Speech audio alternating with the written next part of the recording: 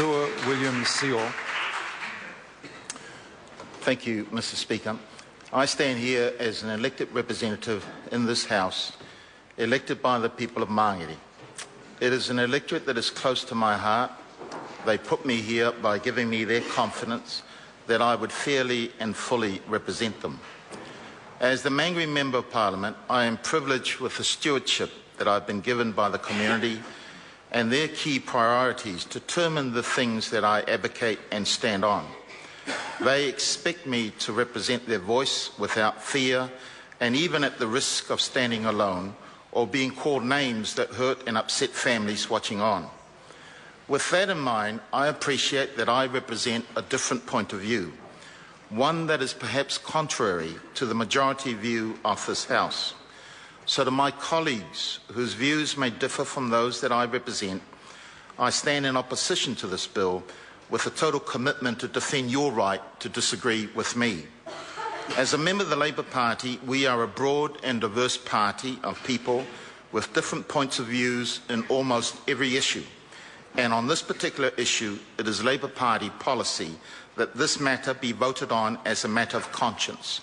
I therefore claim that right to vote on this issue in accordance with the dictates of my own conscience and allow all MPs the same privilege.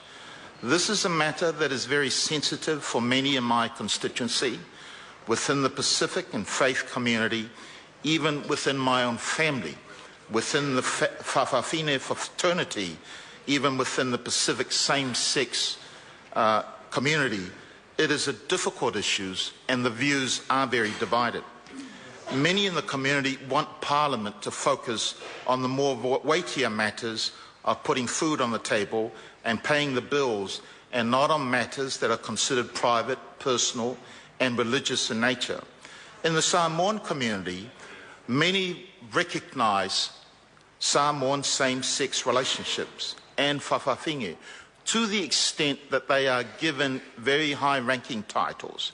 But everyone conducts their affairs within the boundaries of culture and religion.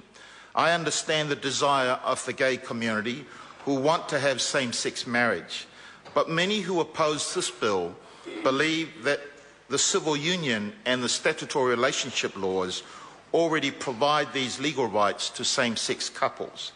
Many believe that this legislation ought to be strengthened rather than changing marriage to incorporate same-sex marriage. If Parliament is to change this long-held standard of marriage between a man and a woman, by passing this legislation, we not only change the definition of marriage, we change its meaning and the fundamental basis of marriage. This change will have enduring ramifications for future generations. We do not know what those ramifications are, but there is concern within my community. It is not a small change, it is a significant move. All I would say to members of Parliament and to the wider community as we have conversations about this bill and its ramifications, I would implore everyone on both sides of the argument to keep the conversation safe, respectful and dignified. Peace to you all. Kevin Haig. Mr. Speaker,